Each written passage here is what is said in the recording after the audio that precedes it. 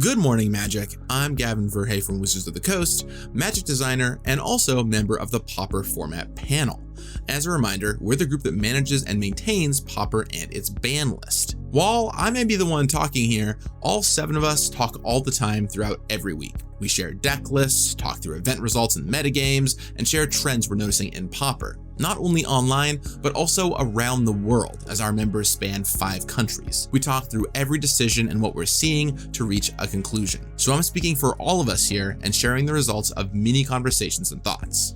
And today, we're coming to you with a unanimous decision. We are banning Cranial Ram and Pauper ahead of it being released in Modern Horizons 3. This is fairly unprecedented and not something to expect to happen again in Pauper or any other competitive paper format anytime soon. Now, there are a bunch of caveats to this decision. I'm going to break down all the reasons why we chose to do this now, but I really want to begin by stressing the atypical nature of this situation. It is not precedent for any change in how we're handling this format or others. It is a very rare and special exception due to some specific reasons. Additionally, though I'm a Wizards employee talking about this here, that's mostly for visibility. The philosophy of bannings for the formats managed directly by Wizards hasn't changed, and bannings before release are extremely unlikely in any of those formats. But Pauper is a community-driven format, and we're keeping that in mind as we make this decision.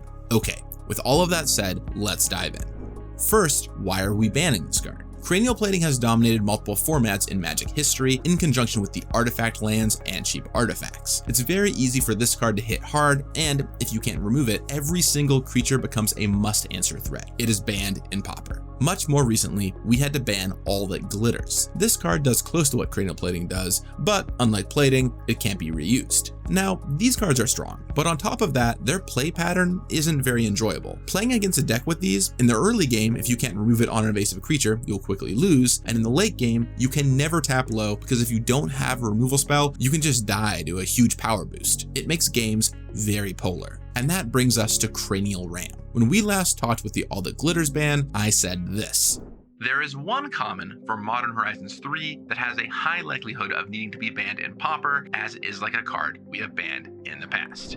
And indeed, Cranial Ram was that card. The comparisons to cranial plating are pretty obvious, so let's talk about the differences. The first one is that it's color locked. You must be playing red and black to play it. While this is a restriction, right now, the most popular build of Affinity in the format is Grixis Affinity, so it's not much of a cost. It does matter for Hydroblast and Blue Elemental Blast, which is worth mentioning though. The second is it doesn't have the instant equip. This is somewhat meaningful. If you ever played against cranial plating, you know the bulk of the card's power is just in equipping it normally, especially on an evasive threat, but it certainly does come up, especially as a way to push through the final batch of damage once your creatures outnumber theirs. The third is the increased equip cost. It's just a little less efficient to use. While it looks minor, this is actually the most notable ding to me. The difference between 1 mana and 2 mana is gigantic. It makes you a little less explosive, and that extra mana in the early game really does matter.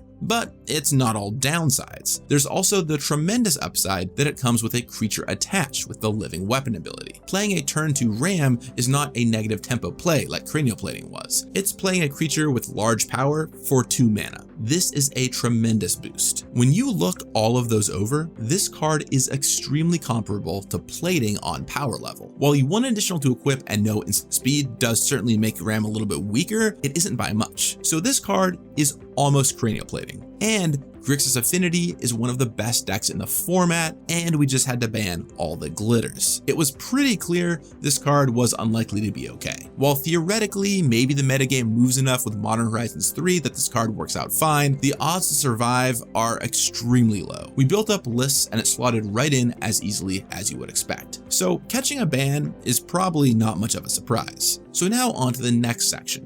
Why the pre-ban? In general, I am strongly against pre-banning or emergency banning cards. Cards should generally have to prove they are too strong, and it's not great practice to ban cards before people can even play with them. It's important to see if the theory behind the ban would actually bear out. After all, Magic is a game with a lot of interlocking pieces and an evolving metagame, and it's not always as straightforward as it looks. How many times have you thought a card would be so ridiculous it would need to be banned, and it ended up being just fine? Almost everybody has been there in making that remark at one point or another. Additionally, players will always wonder, could that card have been okay? If you pre-ban a card, players will ask to see it return to the format forever, and there's no proof one way or another, not unlike something like High Tide right now. I will note that Cranial Ram is a unique example because it compares so directly to 2 ban cards, including a recent one. There isn't a lot of mystery around if it will be strong. It will. Pre-banning also sets up dangerous expectations. Once we've done this once, we will be asked to pre-ban cards in the future. We have no intent to do that, and you should not expect it. So given all these reasons why not to pre-ban a card, why pre-ban a card now?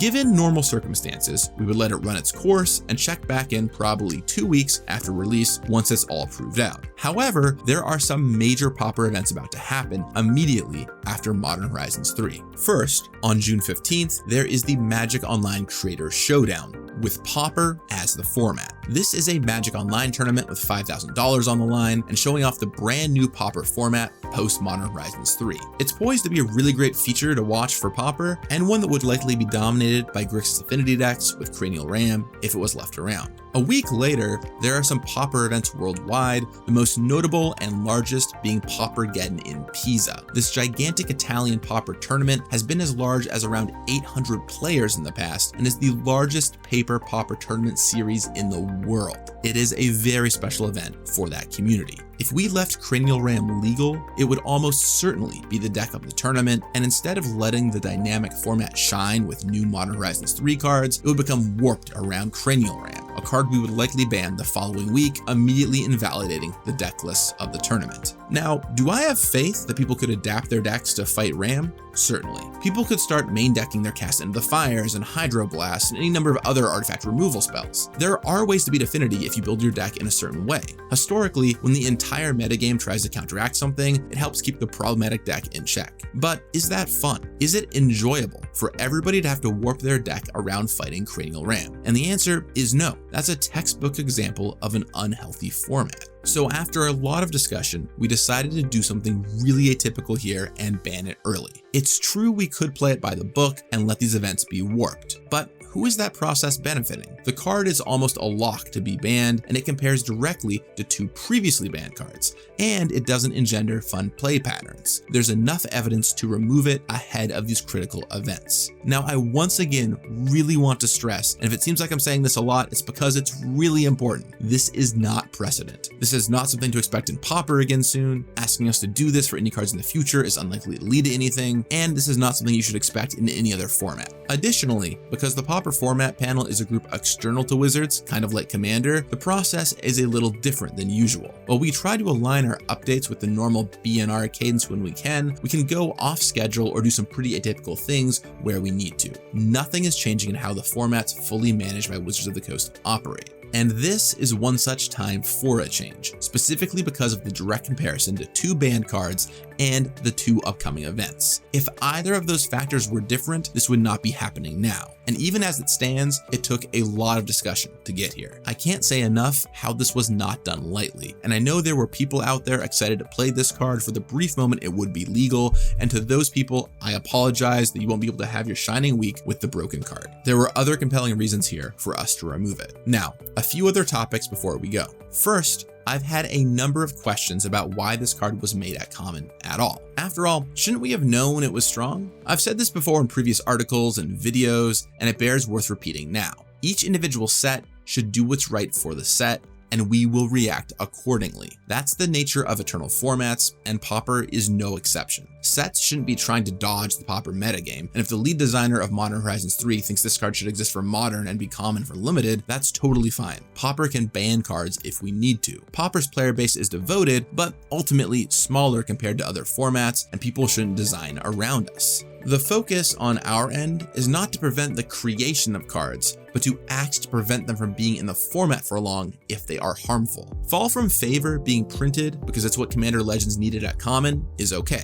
It being legal for nearly 2 months is not, and that's what we're trying to prevent here. Second, I want to talk about affinity and artifact lands in general. It's not invisible to us that these cards have caused us tons of trouble and led to mini bans. We investigated what if we banned the bridges and let Ram stand. We built up some decks in this world, and ultimately Ram was still a problem as long as any cycle of artifact lands remained, which made sense given Cranial Plating was a ban-worthy card long before bridges. Rakdos Affinity, what we thought would take over, still looked incredibly strong without bridges. Additionally, given that we are adjusting the format with 2 large upcoming events in mind, removing bridges is a really large change that we'd rather not do right before these events. Let's see what the results of those events are and use those to help inform the future state of the format and if someday a ban like that might be necessary. It's also worth mentioning there's another card in the set, Refurbished Familiar, that is slated to be very strong in affinity as well, and definitely would have played strong alongside Ram, which is another reason to axe the Ram. We're keeping an eye on it as it looks to both be very strong in current affinity decks and also alongside cards like Glinthawk. But there's nothing to change involving that card at this time. Finally, in addition to artifact lands, we have our eyes on if mono red needs anything touched. But given the gargantuan impact Modern Horizons 3 is likely to have, we want to let the set come out and settle. So when can you expect to hear from us again? If something is incredibly dominant or broken, you can expect us to check in within a few weeks. Otherwise, it will likely be a bit longer as we let the metagame naturally evolve. We want to strike the right balance of stepping in and letting the metagame find answers. I hope this gives you good visibility into this decision and why we made it. We're excited to see what Modern Horizons 3 does to the format, just without Cranial Ram in the mix. If you have any thoughts, please feel free to reach out to all of us directly or post in the comments down below. Otherwise, on behalf of the entire PFP, this is Gavin Verhey signing off. Until next time, may you enjoy Modern Horizons 3 and have fun playing Pauper. You got this. In Black-Red, we have artifacts. Assemble your best relics and pick up bonuses along the way. And yes, even Affinity and the mighty Cranial Ram are here too. Pyretic Rebirth is an uncommon, which doesn't even need a ton of artifacts to be good. It's a removal spell that certainly lets you pick up a cool artifact or creature as needed and kill off their creature.